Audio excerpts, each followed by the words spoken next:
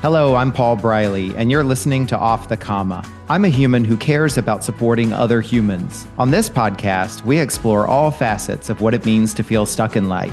We talk with people just like us who found themselves sitting on a comma and not knowing where to go next. We'll unpack the experience with them, where they've been stuck, what it feels like, what they experienced, and what they learned. My goal is to inspire you by seeing yourself in others. I believe that when we feel more connected and seen, magic can happen. And remember, if you find yourself sitting on a comma in your life, you can also talk to me without a microphone. To explore coaching with me and getting off the comma in your own life, check out my information and book a call with me at offthecomma.com. And I'm also doing something different. I'm curating my own sponsor community, local businesses and professionals who I handpick and who align with our vision here. Be sure to check them out, learn more about them on my website and my YouTube channel. In the meantime, let's get into this week's conversation.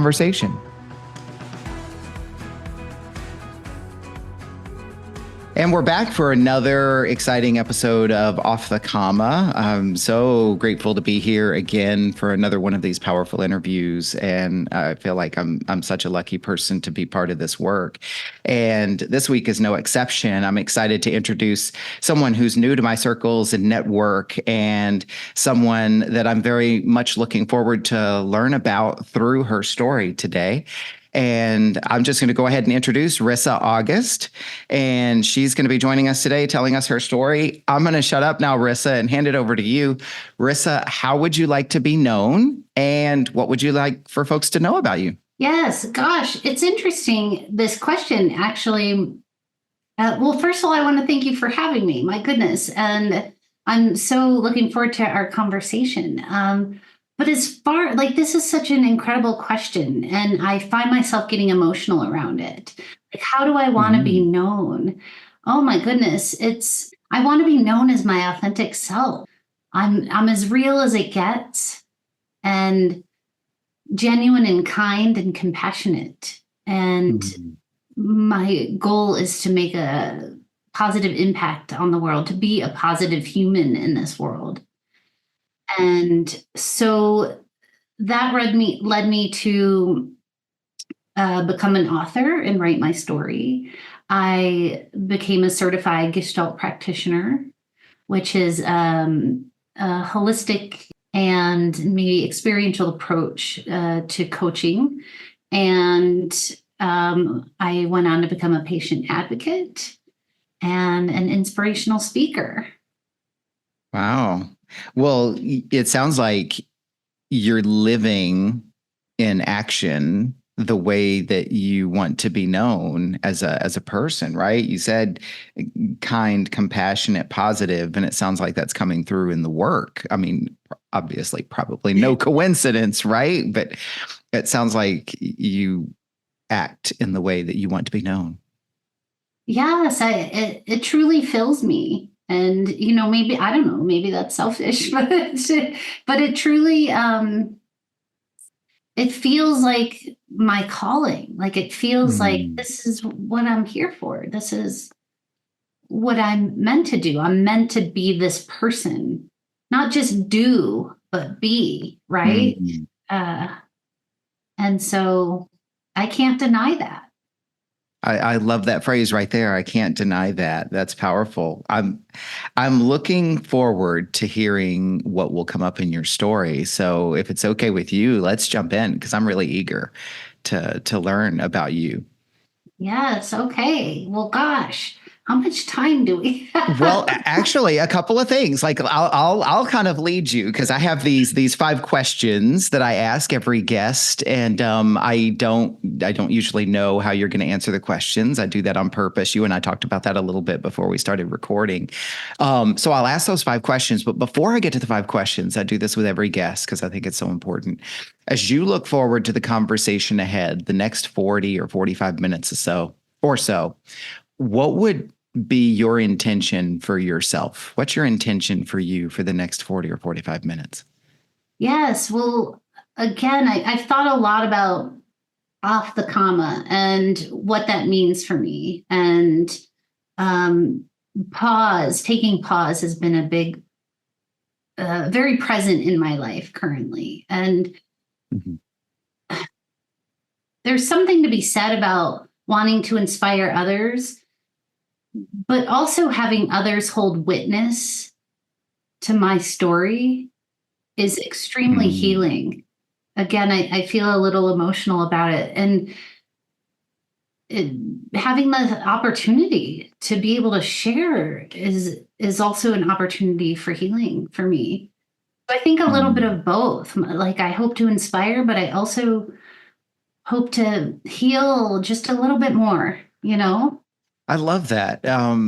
Because you're giving kind of an inward and an outward intention there that inspire others and also be seen and heal and be healed, is what I'm hearing from you. My intention for our conversation is to create a space for you to be able to achieve your intention. And also that in the telling of your story, it reaches the people that it needs to reach. And that, as you said, there will be people out there who will see themselves in your story. It'll resonate. They'll feel a little less alone and more connected. And in the best of cases, maybe inspired and empowered to do something that they've been wanting to do, getting themselves off the comma. Let's go jump in with the first question. This is where you'll really kind of get into the bulk of your storytelling here. Rissa, where in your life have you found yourself sitting on a comma? When I was thinking about off the common, like what is, what are the, I've had several common moments in my life Mm-hmm. where, and I feel like I'm either going through another one or still going through one. But this all started in 2017.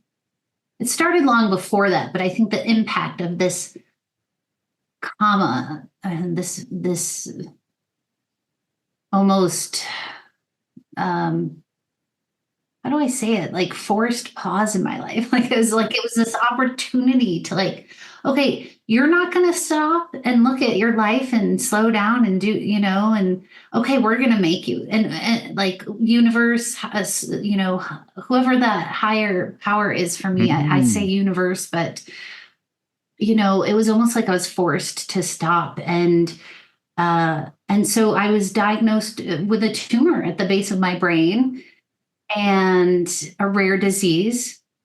And this would change my life forever. At that point, I didn't think it would. At that point, I was still very Mm-hmm. stubborn, Rissa, determined, and oh, no, no, no, I'll show you. Um, my need for control, all of that. And so I wasn't ready to accept this diagnosis. Like, okay, this is just a thing. I have to just hurry up and get it over and done with so I can keep plowing ahead. Um, there were also other things happening along with that. I was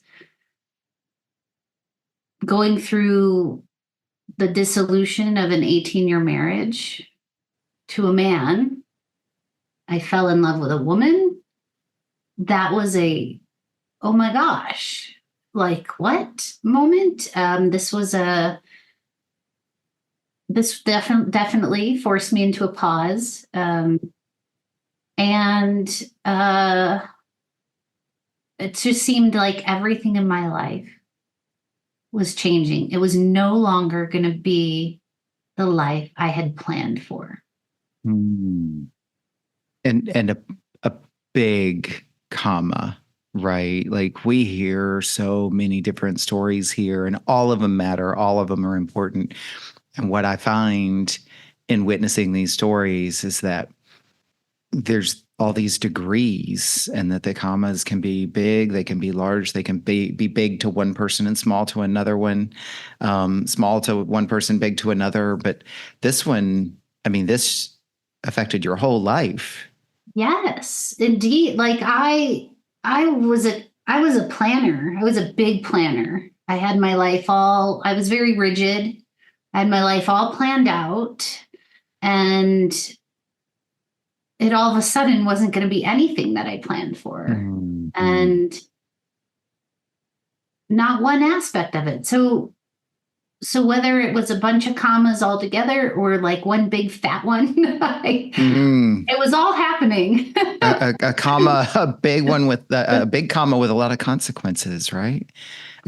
And also, it seems like where your story's going is not just consequences. I do have one question for you, if I may, Risa, because part of the value in you telling your story is that people can relate to you. Is it okay? Are you comfortable with sharing with folks exactly what the condition was, the tumor, in case someone out there is in the same situation? Yes, absolutely. Thank you for asking that. Yeah, so I have a pituitary tumor, and they're believed to not be so rare, but they're extremely challenging to diagnose. So people can live with them for decades and not know. They can know that like maybe they don't feel good or something. Like I knew for about 7 or 8 years something was off in my body, but all the basic blood work and testing came back normal. And so I kept being dismissed by doctors, which was another opportunity that presented itself for me to find my voice and all that. But I knew something was off, something was wrong, and so I was diagnosed with a pituitary tumor and a disease called acromegaly. And I couldn't even pronounce it when I first I'll heard it. have to Google it. Yeah. And so essentially what's happening is the tumor is causing my pituitary gland, which is the control center of the body, to basically malfunction the hormones in my body and dump excessive amounts of growth hormone into me. And that's essentially what ends up killing a person is the excessive growth hormone, because everything continues to grow in your body. Everything you can think of, tissues, bones, organs, everything grows. And so with that comes a lot of pain, a lot of discomfort, a lot of uncomfortable symptoms and side effects. What took me to finally demand treatment and an MRI was severe headaches. I was barely sleeping 2 hours a night. And my doctor continued to dismiss me. Oh, your blood work's fine. You're an athlete. I think I appeared to have put on like 40 pounds, which was actually the swelling, the growth of all the tissues from the excessive growth hormone. But I kept being told, no, you're fine. You're an athlete. I'm not worried. And I said, no, it took me 3 times, but I found my voice on the 3rd time and said, I want the MRI. And that's when they found the tumor. And my life would never be the same in many, many ways. And so I know we talked about consequences, and it ended up turning into a gift. I just want to acknowledge you because in addition to what you've described, it just seems like this was such a difficult period. And I'm struck by, a couple of things. I might ramble for a minute. I'll do this throughout, right? I'll jump in, I'll intervene. If there's ever anything that I'm reflecting that isn't accurate, by all means, correct me. Like there's this period of time where you're not feeling good. Something's off. You don't know yet what it is. You don't have the answers. And I'm struck by 2 things. One, like how long did you have to go from knowing something was off to finally getting your answer? Because you've described you've had to do a lot of advocating for yourself in that. And then we'll go to the second thing that I was going to acknowledge is the being in tune with yourself, like being told over and over and over again, you're fine, but being in tune with, no, I'm not. because the voice in my body, my inner knowing knows that something's off. I rambled a bit. So the question is, like, how long did you have to go before you had your definitive answer from recognizing to finally knowing? Yes, it took almost 8 years to get Oh, diagnosed. Several doctors, several tests. I kept doing. I'm one who loves, like, I like to research, so I was constantly researching, trying to find out, like, learn about my thyroid, like, I didn't even know what a pituitary gland was, so I wasn't looking there, but I was doing whatever I could to try to, look at all the symptoms I was having and try to figure it out on my own, because doctors were saying, well, we just don't know. hmm. And I actually started, it was almost like gaslighting. I actually started to think I was crazy. Maybe I'm delusional. Maybe I'm actually eating way more junk food than I'm admitting. Or maybe, like, I actually started attending an Overeaters Anonymous class because I thought, okay, maybe I'm in denial. I started, kind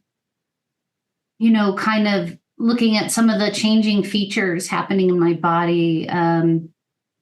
Like, my bones have all changed and grown. Hmm. And I just thought, okay, maybe it's my heritage. Like, I really started thinking, okay, maybe I'm making this up then. If the doctors think that um, I'm a hypochondriac, or they're telling me everything's fine, maybe I'm just looking for an excuse for why these things are happening. And Hmm. and so yeah, so it took almost 8 years for that. And Yeah. what strikes me is 8 years of, I'm going to make a gross oversimplification, but 8 years of this must be my fault. And if it's my fault, then it must be something that I can fix. Yeah, And that's a long time to be in that place. It seems like that also sort of really adds a layer of color to the comma, doesn't it? definitely. Definitely, Mm, yes. And I feel more emotions coming up around that, for sure. yeah. Well, feel the emotions because this is your story. You are more than welcome to do that, and feel free to share with us at any point if you're comfortable. What are these emotions? Like, what's the emotion that bubbles up the most for you? Yes, I think yep, here come the tears. Mm, I think I feel that it's, uh, as we talk about the 8 years and finally sitting in that endocrinologist's office. I didn't even know what an endocrinologist was. I received my MRI results, the same MRI I demanded. Uh, and I just had one sentence from my doctor saying, you have an enlarged pituitary, go see an endocrinologist. And mm, the same doctor I'd been pleading with for years. I had no idea what that meant, an enlarged pituitary, or what an endocrinologist was. But I remember sitting in the endocrinologist office that day, and I didn't even care about the tumor, or being told I had to have brain surgery, or now I have this weird sounding named disease. What meant the most to me in that moment was validation. And mm. I looked at her and I said, so you mean to tell me I'm not crazy? And she just looked at me she had the most compassion I've ever seen a doctor have. And she said, Rissa, you are not crazy. And I was like, I fucking knew it. Mm. Excuse my French there. We speak French here. We speak a lot of languages here.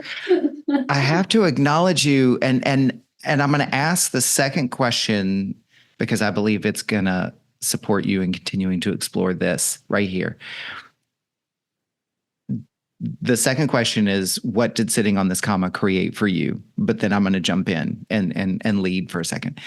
So you've just gotten this diagnosis and you've just had this doctor validate you. What is that like to, in one moment, be told something that completely undoes what you've told yourself about yourself for 8 years. What is that like? I mean, what first comes to mind is it was a big exhale.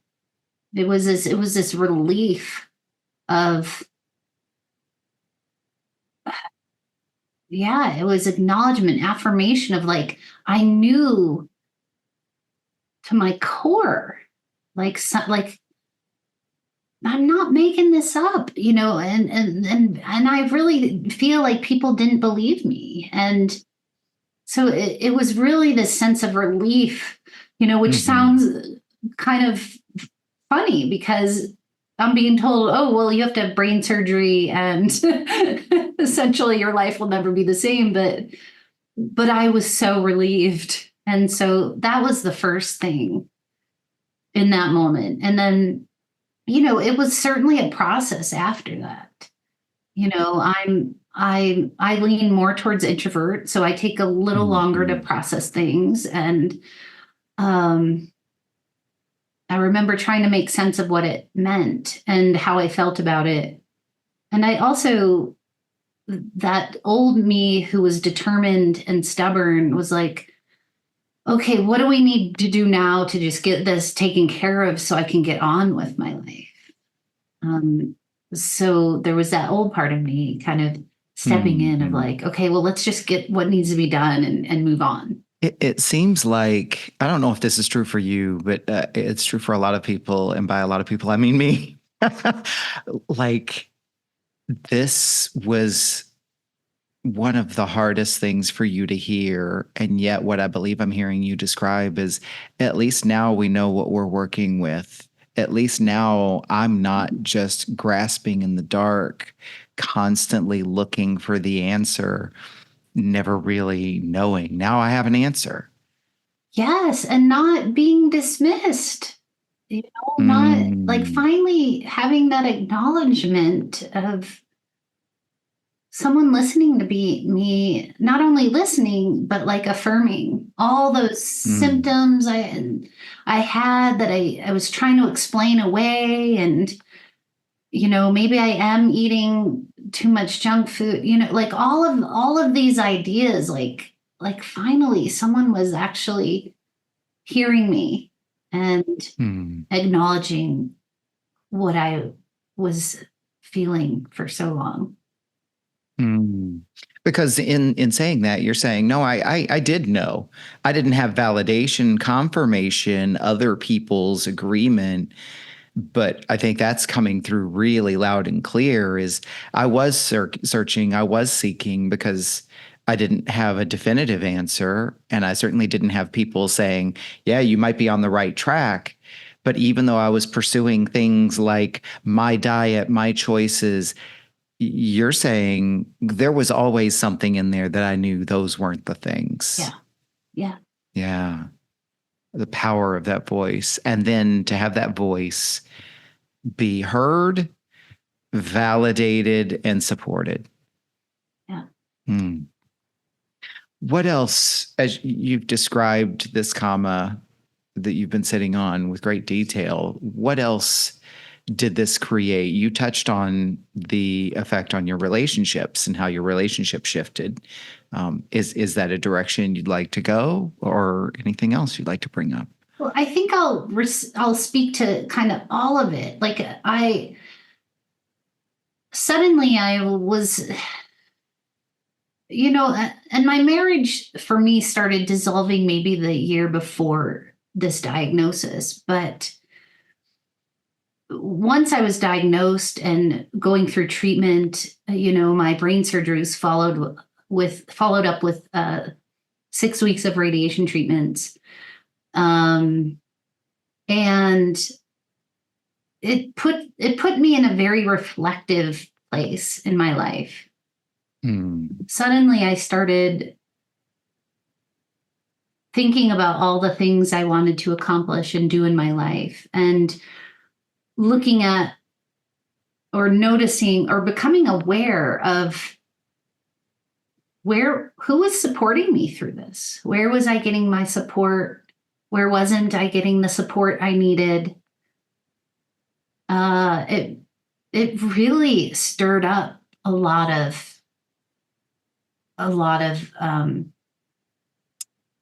coming to terms with what actually was, and is that what I still wanted? Was it still working? Was my life the way it was still working for me? And no, I wanted to I wanted to suddenly, 10 days in ICU and having a lot of time to think. Be with your thoughts. I really wanted to, oh my gosh, like I really had moments of, I want to go do that. I want to try that. Why haven't I tried that before? Oh my gosh, I want to do everything in this life. Why have I been so rigid? Why have I been living in such a small container for so long? Why have I been settling for less than I want, or for less than I deserve, or and so I started taking stock of my life, and that meant my marriage, that meant friendships, that meant the work I was doing in the world, that meant what I was doing on a daily basis, and it really changed me. It really, really changed me. I can hear that, and I can also tell that we probably couldn't do it justice in the time that we're going to have on this call. What would you say? I'm going to ask this question, and then we're going to go to the third question. I think they'll blend together. Of all the things that changed for you, what changed the most? Yeah, well, gosh, I feel like this diagnosis opened me up to other things. It just opened me up, and maybe not even in a conscious way. What changed? What changed the most for me? Was that the question? Sorry. Yeah, of all the things that changed, because you said really it opened you up to so much change. Yeah. What was the biggest one? I have to say what felt like it had the biggest impact on my life, and again, here come the tears, was, well, one, falling in love with a woman. That was huge for me. But at the same time, grieving the dissolution of a long marriage, of that part of my life actually felt more annihilating than staring at my own brain tumor on the screen in the doctor's office. That's a powerful word to use, annihilating. What's the significance of that word for you? Love is a very serious and real thing for me. And when I love with my whole heart. And I think when that experience happened, or when I experienced that and it happened, like it felt, it really felt heart shattering. It feels annihilating. I can't, and I have to say that the relationship with the woman didn't work out either, and I try to keep the two relationships separate. But that was all out destruction, heart destruction as well. So I think there was grief from the dissolution of my marriage, and then heart annihilation from the breakup with this woman. Like I said, they're two separate things in that part of my life, but they were both kind of happening simultaneously, and it was all about love. And so in that regard, it seems like, and you tell me if this is off base, I think what I'm hearing, at first I was jumping to a conclusion. It's like, wow, it's interesting. You left one, gained another. Now you've elaborated and said I left one, gained another, and then that one too. And yet I'm getting this sense from what you're describing that the theme in there is really deconstruction of all these, like, almost impossible to try to collapse into a simple description of what you were feeling and grieving the ending of the marriage, this finding new love, then that ending too. It seems like there's this overarching element of just some kind of deconstruction happening for you. My gosh, that's a really great way to put it. It did. It felt like my life over that 2-year period or so, and even into now, was totally in deconstruction, like demolition, and I can easily say now, like, okay, well, I see the importance of all this. Like, it really has. I like to say it was the spark I needed to ignite me toward transformation. It was like the rocket fuel I needed to um, send me toward what needed to happen, my personal growth, or it feels large. It feels bigger than that. But nonetheless, it doesn't, I can explain it all day, but it doesn't fix or make the heart shattering annihilation go away. Doesn't make the grief disappear. Yeah. There's also this element, it seems, of, man, like, this is just coming up, this layering of grief, right? It wasn't just the grief in these relationships. You're also still processing this grief of this diagnosis, what this is going to mean in your life, possibly even the loss of your old life. Oh yeah, absolutely. I am no longer the old Rissa. I was grieving her for a long time, really resistant. Instead of thinking of, like, okay, who can I be now? For a long time, I was like, no, I need to get back to her. Like, this is unacceptable. Like, I make mistakes now. I never used to make mistakes. Like, how embarrassing. Like, it was like, what do you mean I can't run anymore? But I'm an Ironman athlete and I do really hard things. What do you mean I can't even walk to the mailbox now? I was really resistant to letting go of that old self. And so, yeah, absolutely. I was grieving her for a long time. I still have moments. Of missing those parts of me. But I also have learned to open up to who I am, who I'm becoming, and the parts of me I really embrace and want to embrace. And she's way better. She's way better. She's way nicer. She's kinder. She's more patient. She's more evolved, expansive. She's way better. I like her way better. Well, and I have to acknowledge, like, and Rissa still does hard things, right? That's who she is. The things shifted. Maybe running 20 miles versus walking, 20 steps to the mailbox is the paradigm shift of what's hard. But Rissa still does the hard thing, even if the hard thing shifted.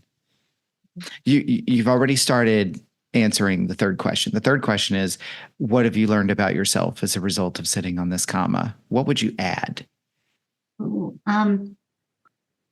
I realize that I have a choice. I get to choose, like, the lens I view my circumstances through. And I remember one day a doctor, a specialist, telling me, well, you shouldn't do this anymore, and you won't be able to do that anymore, and you can't do that. And I said, well, watch me. And and And I decided I was going to ride my bike from Canada to Mexico. And so I did. Mm-hmm. And that just, I had this idea of like, okay, if I stop focusing on what I can't do or what people tell me I shouldn't do, and start focusing on, well, what can I do? Well, the world is my oyster. My goodness. And so I started taking all kinds of dance classes. I've taken like circus aerialist classes, and I've taken language classes, and I've traveled more, and I'm doing. Oh my gosh, my life has become so much fuller, and I think I've already used the word expansive, but I've just opened myself up to a whole world that I was kind of closed off to when I was my old rigid self.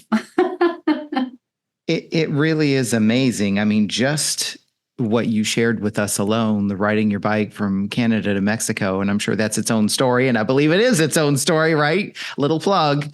But doing that thing is amazing because the majority of people on this planet wouldn't even comprehend doing that thing. There is obviously a group of people, and I'm sure you had a tribe along the way, possibly, but not only that you were able to do that and see that for yourself, but post-diagnosis and not pre-diagnosis.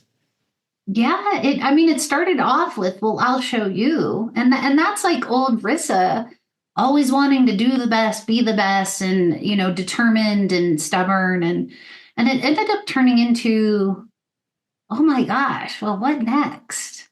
Like, what can I do next? What can me and my tumor do next? Mm.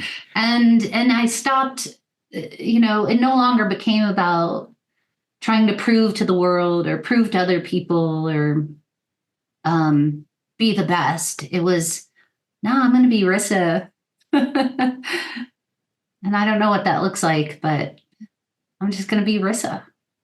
Amazing. What else would you say you've learned about yourself? I've learned about, like, for example, I used to want to do it all myself. I'm strong, I'm independent, I don't need help. I don't want help, then I'll look weak, all the things, all these horrible things. And it turned into, wait a minute, I do want help. I want support. I could feel the emotions again. Like, I want to be connected. I don't want to do this alone. And that was really hard to say out loud.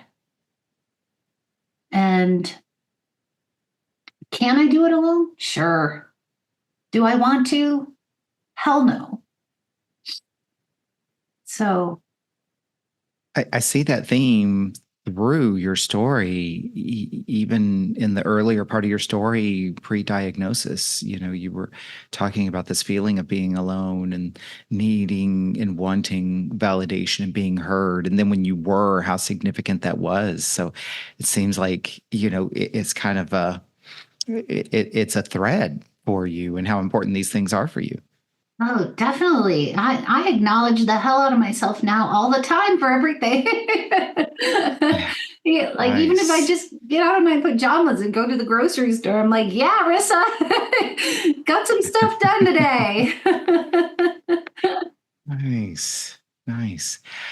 The fourth question that I ask is, what has changed for you as a result of sitting on this comma? My perspective has changed. My perspective on life, big and small, and how much power I have over my beliefs, my thoughts. Also, what's shifted about me is being more in my heart than in my head. I acknowledge my feelings way more than I ever used to.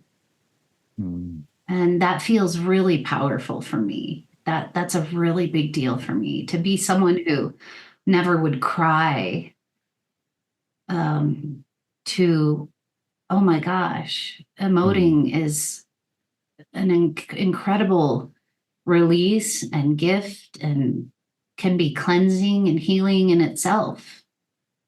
And so, yeah, I think it's been a humbling experience for me. And Mm. I've grown so much, and it's taught me, like, oh my gosh, I want to grow more. I want to learn more. I want to be better, like even better than I am now, a better human than I am now. I don't mean that in terms of, oh, better than everyone else. I mean, and like, I Mm. just want to be a better human now, like a better friend and a better person and a better human.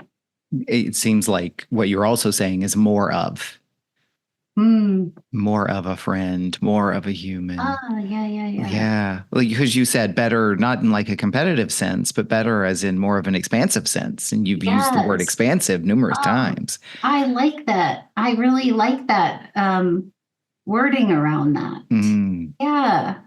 Yes. More of. And I'm curious, not to kind of go all the way back upstream, but you've described old Rissa as rigid, and now you're saying, I'm much more expansive. I want to be a better person. I'm more in tune with my feelings, my emotions. What was, I'm just curious, like, what was the most rigid thing about old Rissa that you've left behind? Oh my goodness. Gosh, that could take a whole nother call. um, I mean, I was very rigid in my planning. I mean, planning everything in my life. I would lose sleep Mhm. over planning. The lists were endless. And the planning could start weeks, months, years in advance. And as we know, plans change, or what we have planned Mm. isn't necessarily going to be what Yeah. how it Your unfolds. story, yeah, your story alone illustrates that. Yeah. Yeah. Okay. So kind of the old Rissa was planning lists, trying to anticipate, prepare, Yes. predict. Absolutely. Yeah. And control. Control is a big Oh, one. okay. So letting go of the control. And I might still like throw a tantrum about it or something, but now I have the awareness of, like, okay, what's in my control here? What can I do? I love that. And I mean, it really does portray what you said you were going to portray, right? Is this huge shift for you? The last question that I ask is, what does getting off the comma look like for you? Gosh, yes. Well, I feel like it's still unfolding. And so there's part of that is very uncomfortable and part of that's very exciting. But getting off the comma to me is not necessarily like going out and riding 1,800-mile bike ride. It's like, okay, what's the next step? What can I do in this moment? I even turned the word can into it became my mantra. I took each letter from the word can and created a little mantra: capable, able, now. What am I capable and able to Mm. do now in this moment? And so to me, it's like one step at a time. And I have no idea which way the road's going to curve, which direction it's going to go, but I I can ask myself, okay, well, what can I do right here, right now? And so it's small steps, if you will. Mm, I love that. And okay, I'm going to self-reference for a moment because I can relate to the old Rissa planner, list maker, predictor. And as someone who can relate to that, one of my Achilles heels is needing to know where things are going to go, what's going to happen, or playing the scenario out to such an extent that if I find a breakdown 15 steps ahead, then I won't take step one. And what I'm taking from what you're saying is take step one, take the small step, and don't worry about step 15. You'll worry about that when that's the next step one. Yes. And I Mm. mean, and it's not necessarily ever smooth or Mhm. easy, and you might have to redirect, but and I'm not saying don't have goals, but if you focus on right here, right now in the moment, how can it not lead you to the next step? How can it not lead you to the next thing? I love that. I love that. Rissa, there's so much more that we could get into. And obviously, we're nearing our time here, but thank you for sharing this story. And we're going to talk about where people can find you here in just a second. But before we get to that, as you look back now in retrospect over the last 45 minutes, what would you acknowledge yourself for in the telling of your story? Oh gosh. I simply acknowledge myself for, I don't want to say simply, I acknowledge myself for sharing it. It feels very vulnerable, uh and and uncomfortable. I can be transparent about that. And but yet it feels important. I feel heard. I feel that all of you listening are holding witness for me, and that's extremely healing. Thank you. Thank you. And yes, like you have this whole community of people that you may never hear from who are also hearing, listening, supporting, validating. I so appreciate that. Rissa, where can people find you? Obviously, I'm going to put all your links in the show notes here, but just talk to us. Where can people learn more about you, connect with you if they want to? I know you have some things that you've created as a result of this experience. Walk us through your links. Sure. So you can find pretty much most of the my story and all the different things I'm working on my website, risaaugust.com. And you can learn more about me on social media. I love my playful side comes out on social media, and my handle's at Risa Unleashed. And you can also read about my story or listen to it on audiobook. And my book is called The Road Unpaved: Border to Border with a Brain Tumor and a Bite. Nice. And that link's available in your website, right? Oh my gosh, yes. Perfect. Sorry. Yeah. So yes, paperback, ebook, or audiobook. Nice. Nice. I will be looking that up myself as well. One more thing before we wrap. We do this in every episode with every guest because you've shared your story. And since this podcast is all about everyday people sharing their stories and their experiences, it's also about giving voice to people who matter to you. So we do this thing called acknowledgments.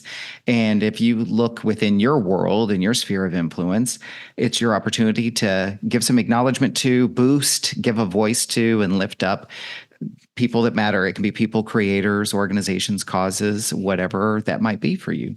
Who would you like to acknowledge today? Sure. So Jorge Fascianetti from Pituitary World News. Following my diagnosis, I was angry. I was so mad at the medical field. And he's an acromegaly patient who started pituitaryworldnews.org with his endocrinologist who diagnosed him with acromegaly. And they partnered up to get the information out there about these pituitary tumors and how can doctors and patients work together so that diagnosis doesn't take so long. And so they teamed up, and he taught me, you're going to catch more flies with honey rather than being angry at the world. And so he's been a huge advocate for me and helped me get my story out there as well, and has taught me a lot. And then there's also touchbyhorse.com, which is actually, I work for this woman, but she got me into the realm of the Gestalt modality. And that's where I did so much of my transformational healing. And I'll be forever grateful to her for helping me through that. And then that whole entire community supported me through my surgery and healing. and recovery. And they were my cheerleaders. And Christopher LaFleur Arts, he is doing major things for the queer community in Denver. I attend several of his events. Sometimes I'm a vendor myself, but it's really a place where I get to go and feel comfortable and confident. And he has his own incredible story that he's come back from. He would be a great guest for your show. And so I just want to support him in the way he's supporting the communities in Denver. Wonderful. Thank you for sharing that about these causes and these people. We're putting all of those descriptions and links in the show notes, so everybody go check those out, and check these folks out, because they're doing really important things. And Risa, thank you so much. I so appreciate you coming on today and sharing your story and being vulnerable and kind of telling us your truth. I can tell it's been a big story, and there's going to be some folks who I think out there are ready to hear this story, and it will help them. Oh, thank you so much, Paul. It was just such an absolute pleasure. And thank you again for just offering this platform for me to share. Absolutely. It's my pleasure. Have a great week. You too.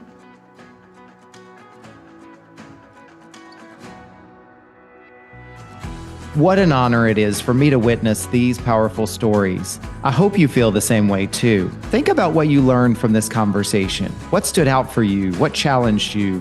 What inspired you? And I encourage you to write it down in some form of journaling and reflection. Surprises can reveal themselves to you when you do this. And if you were moved by today's conversation, pass it along to someone you care about. Let's spread the word. Let's continue to build connection.